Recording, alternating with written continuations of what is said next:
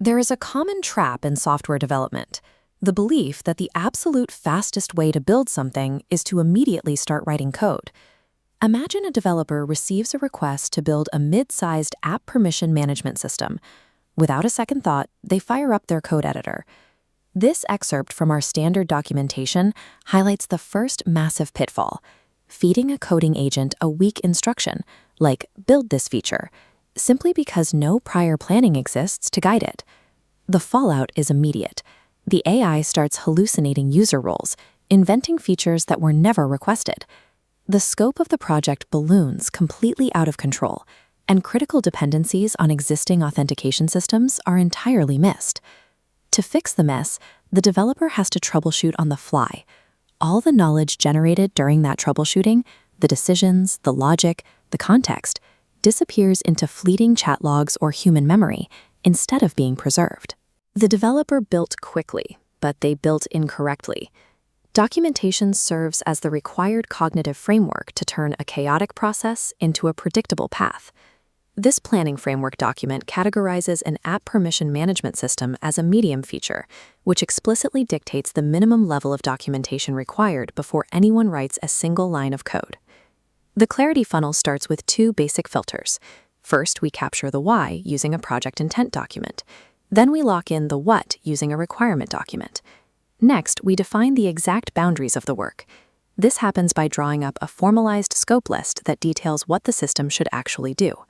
The most effective tool for killing ambiguity is the out-of-scope list.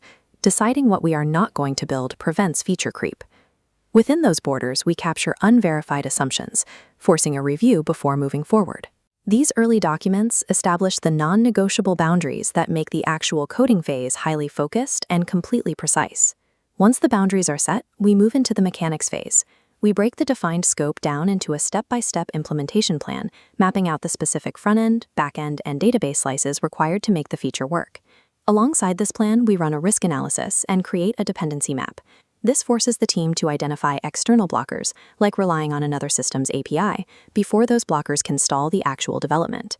Looking at this documentation on agent instruction, feeding the AI specific implementation plans and acceptance criteria produces a superior outcome. By explicitly forcing the agent to adhere to expectations and telling it exactly what not to add, we keep the output aligned with our intent. As seen in this section of our documentation lifecycle, development rarely follows the first plan perfectly. Unexpected technical discoveries will occur once you start coding, and your documentation must reflect that reality.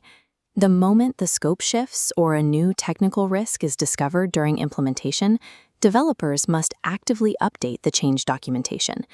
Maintaining documentation during active development provides a real-time reality check that keeps developers, collaborators, and AI agents aligned as the facts on the ground change.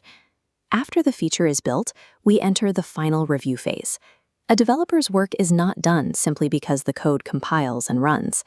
This section of the post-implementation checklist details the critical data we have to capture about the finished product, including lingering bugs, known limitations, and exactly what changed from the original plan.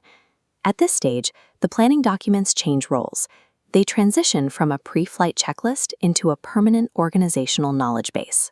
This preserved thinking directly accelerates all future work. It allows us to onboard new developers instantly, and it provides perfectly structured context windows for any future AI tasks related to the system. Plan enough to create clarity.